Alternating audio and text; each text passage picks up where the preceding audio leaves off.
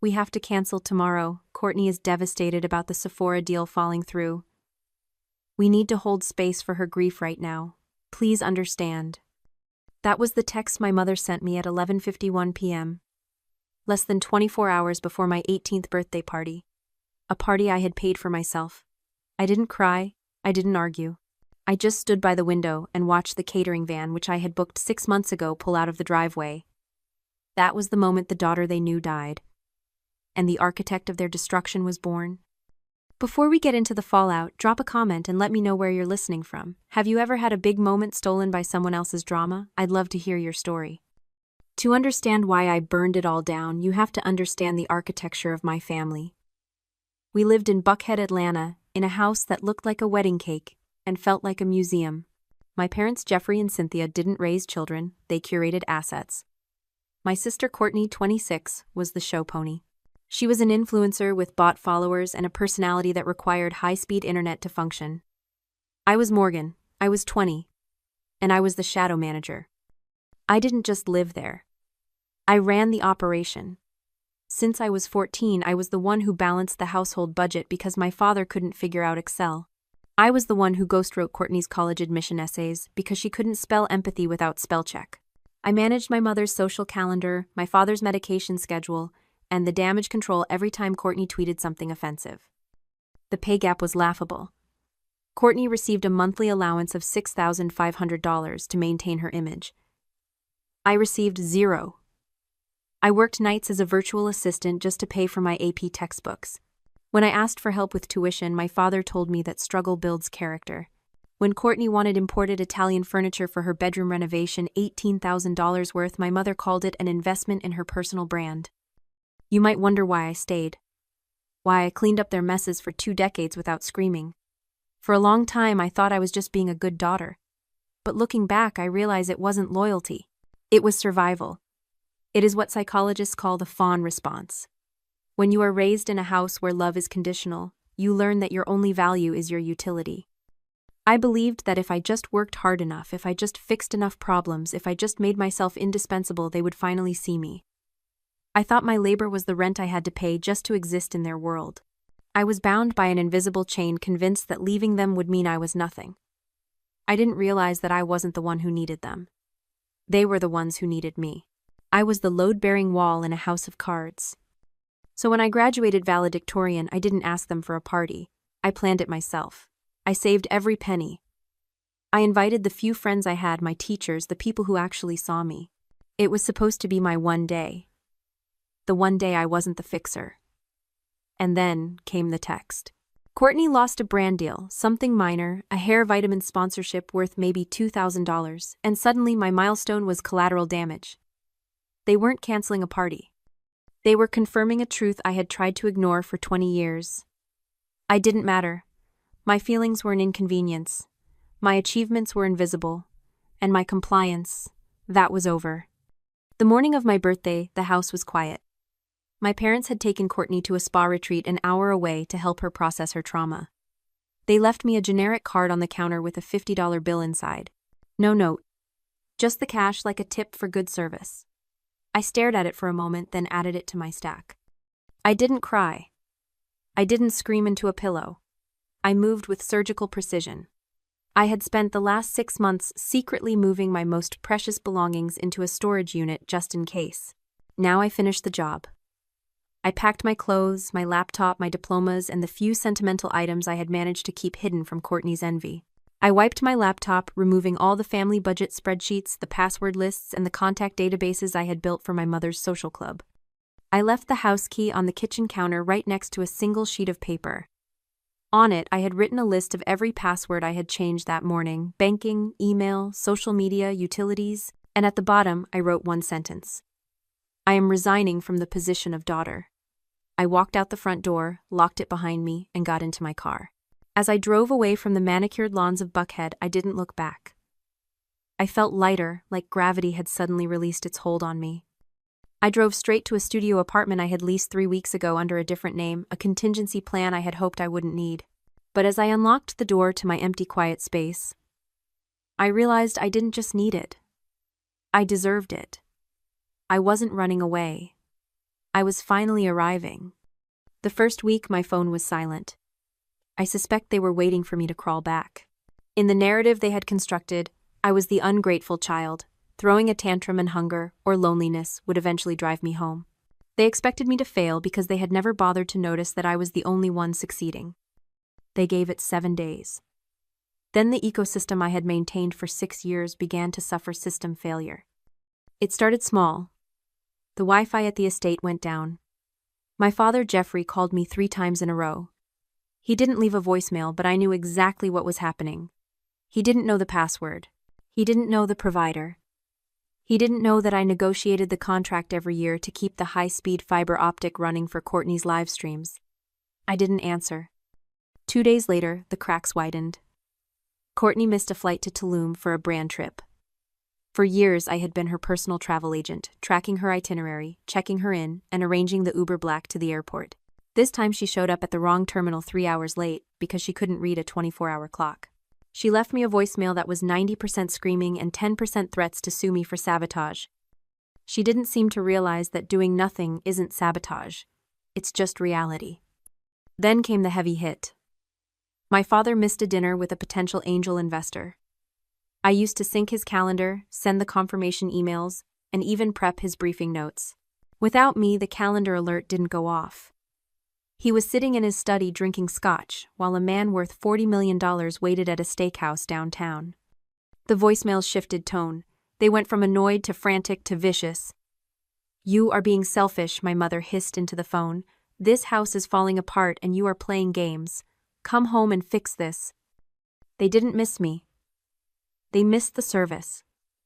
They missed the infrastructure. Watching them spiral from the quiet safety of my studio apartment, I realized something profound about the nature of their lifestyle. I used to think they were powerful. I used to be intimidated by their wealth, their status, the way they walked into a room and commanded attention. But I realized that what I was looking at wasn't power. It was the illusion of power of the empty wallet. In sociology, there is a distinction between being wealthy and performing wealth. My parents were performers. Their status was a cognitive dissonance, a gap between their reality and their self-image that could only be bridged by constant, exhausting maintenance. They didn't own their position in society, they rented it. And the rent was paid in debt, in favors, and in my invisible labor. Their entire lives were a stage set. From the front, it looked like a marble palace. But I was the one backstage holding up the plywood props and taping together the wiring. When you remove the stage manager, the audience finally sees that the castle is made of cardboard. They weren't collapsing because of bad luck. They were collapsing because without someone to constantly curate their reality, the truth of their incompetence was impossible to ignore. They were functionally bankrupt, not just financially, but competently. And for the first time, I wasn't rushing to the stage to tape it back together. I was sitting in the audience watching the show. It took 12 months for the silence to solidify into a wall. In that year, I didn't just survive. I accelerated. I finished my degree a semester early, graduating summa cum laude without a single family member in the audience. By 21, I was working as an operations lead at a fintech startup. I was making 6 figures, building a portfolio, and finally breathing air that didn't taste like obligation. From a distance, I watched the slow-motion car crash of my former life. The rumors in Buckhead were delicious. Courtney had been blacklisted by 3 major talent agencies for chronic unprofessionalism, which is industry speak for showing up late and hungover. My parents were quietly liquidating assets. First the vacation home in Highlands, then the vintage Porsche. They were selling off the props to keep the stage lights on. I felt a distant clinical pity for them, like watching a nature documentary where the gazelle is too slow. Then came the day I decided to upgrade my life. I found a loft in Midtown, exposed brick floor to ceiling windows, the kind of place that signaled you had arrived. I had the salary. I had the savings. I walked into the leasing office with the confidence of someone who had meticulously engineered her own stability. The leasing agent, a woman who had been smiling warmly at me for 20 minutes, suddenly stopped typing. Her face went slack. She turned the monitor away from me, her voice dropping to a whisper. She said there was a problem with my credit check. She said I was flagged. She said the words, "massive outstanding debt." I didn't argue. I walked out to my car, opened my laptop, and pulled up my full credit report. I expected a mistake, a clerical error. Maybe a medical bill I had missed during the move? What I saw was not an error. It was an execution. There were 4 new accounts opened in the last 11 months.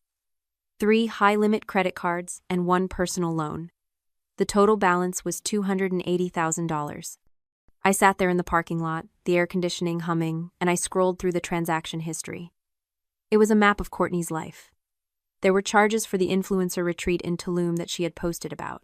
Charges for the wardrobe overhaul she claimed was gifted by brands. A lease down payment on a G-Wagon she said she was test driving for a partnership. The dates lined up perfectly. They started 3 weeks after I left. 3 weeks after I cut off the supply of my labor, they had decided to harvest the supply of my credit. They hadn't just stolen my money. They had stolen my identity to subsidize their delusion. I knew exactly how they justified it. In their minds, this wasn't theft. It was reimbursement. They believed I owed them this. They likely told themselves that raising me, feeding me, and housing me came with a price tag, and since I had resigned from my duties, they were simply collecting the back pay. I wasn't a daughter to them. I was a diversified asset class, and they were liquidating me to keep the golden child shining. I closed the laptop. My hands weren't shaking. My heart wasn't racing. A cold, metallic calm settled over me. This was no longer a family dispute. It wasn't about a canceled birthday party or hurt feelings. They had crossed the line from toxic parenting into federal crime. They had bet on my silence. They had bet that I was still the fawn, the fixer, the girl who would swallow poison to keep them warm. They bet wrong. I picked up my phone and dialed a number I had saved for emergencies. I didn't call my mother. I didn't call my father. I called a forensic accountant. I hired a lawyer, a woman named Helen, who specialized in family fraud. She was expensive, but I wasn't paying with my parents' money. I was paying with my own. The process was surgical. We compiled the evidence, the credit reports, the unauthorized signatures, the timeline of my departure versus the account openings. Helen drafted the lawsuit. It wasn't just a cease and desist. It was a formal complaint filed in civil court for identity theft, fraud, and emotional distress. We didn't send a warning text, we served them. A process server walked up to the front door of the Buckhead estate on a Tuesday morning, just as my father was leaving for the office. I wasn't there to see it, but I can imagine the scene. The confusion. The denial. The realization that the invisible daughter had just become the most visible threat in their lives. The fallout was immediate and nuclear. My phone exploded, but I didn't answer. I let it ring. I let the voicemails pile up. "Morgan, this is insane," my mother sobbed into the recording. "We were just borrowing it. It's family money. You can't sue your own parents." But I could, and I did. Because the lawsuit was public record, it didn't stay quiet. In Buckhead, gossip travels faster than light. The news that the prominent Jeffrey and Cynthia were being sued by their own daughter for nearly $300,000 in fraud hit the country club circuit like a bomb. Investors pulled out of my father's business, citing instability. The social invitations dried up. They were radioactive. The empire didn't just crumble, it disintegrated. 2 weeks later, my intercom buzzed. The doorman told me my parents were downstairs. I told him to let them up. They looked like ghosts. My father, usually so impeccably dressed, wore a suit that looked like he had slept in it. My mother's face was swollen from crying.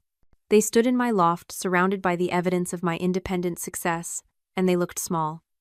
"Please," my father said, his voice cracking. "Please, drop the lawsuit. We'll lose everything. I could go to jail." I looked at them, really looked at them for the first time in years. I expected to feel anger. I expected to feel triumph. I had imagined this moment 1,000 times, the moment they would come crawling back, begging for mercy. But standing there watching them weep in my living room, I didn't feel triumphant. I felt nothing. It wasn't hate. It wasn't love. It was a profound, quiet indifference. It was the peace of the scapegoat who has finally walked out of the wilderness.